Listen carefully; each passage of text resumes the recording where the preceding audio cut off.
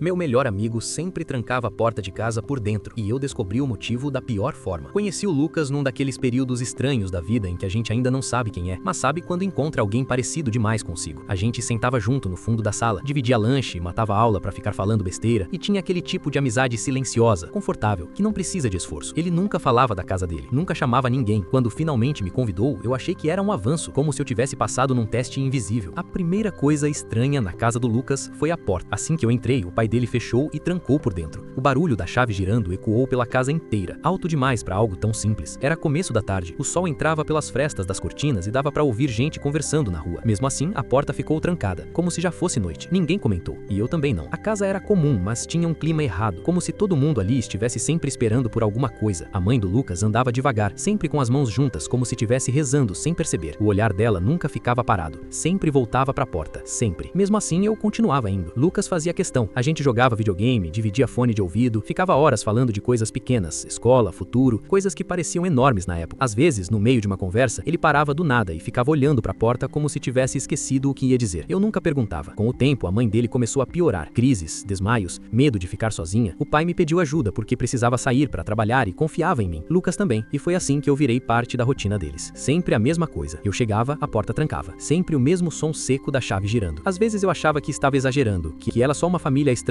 mas Lucas parecia mais leve quando eu estava lá, como se a presença de alguém de fora deixasse tudo um pouco menos sufocante. Isso me fazia continuar voltando. Foi numa noite chuvosa que tudo saiu do controle. A gente estava na sala, a TV ligada bem baixo, rindo de algo idiota, quando ouvimos as batidas. 3 toques leves, educados demais. O sorriso do Lucas sumiu na hora. A mãe congelou, o pai levantou tão rápido que derrubou a cadeira. Lucas me puxou pelo braço e me jogou atrás do sofá como se já tivesse feito aquilo antes. A luz apagou. O silêncio que veio depois foi sufocante. A chuva parou do lado de fora e as batidas voltaram, mais fortes, mais impacientes. A porta começou a tremer e eu senti o braço do Lucas tremendo junto com o meu. A fechadura cedeu com um estalo seco. A porta abriu. O que entrou ainda tinha forma humana, mas só de longe. A pele parecia solta demais, o pescoço torto, os olhos fundos e agarralhados. Quando me viu, parou, sorriu. Eu pulei antes de pensar. Senti o corpo gelado, rígido, e ouvi um som que não era humano. O pai do Lucas veio ajudar, gritando o nome do filho. A mãe chorava e a casa virou caos. A polícia chegou rápido, como se já soubesse o que estava acontecendo. Quando levaram ele embora algemado, ainda sorrindo, ou nada. Depois o pai explicou tudo com a voz quebrada. O homem era um parente distante. Anos atrás tinha pedido abrigo. Depois de uma noite naquela casa, mudou. Quando saiu, deixou algo lá dentro. Algo que sempre tentava voltar. Por isso a porta. Por isso as trancas. Por isso o medo. Eu nunca mais fui naquela casa. Lucas e eu nos afastamos com o tempo. A gente ainda se cumprimenta quando se vê, mas nunca mais falamos do que aconteceu. Nunca falamos da porta. Às vezes eu penso que se eu não tivesse virado amigo dele, nada disso teria acontecido.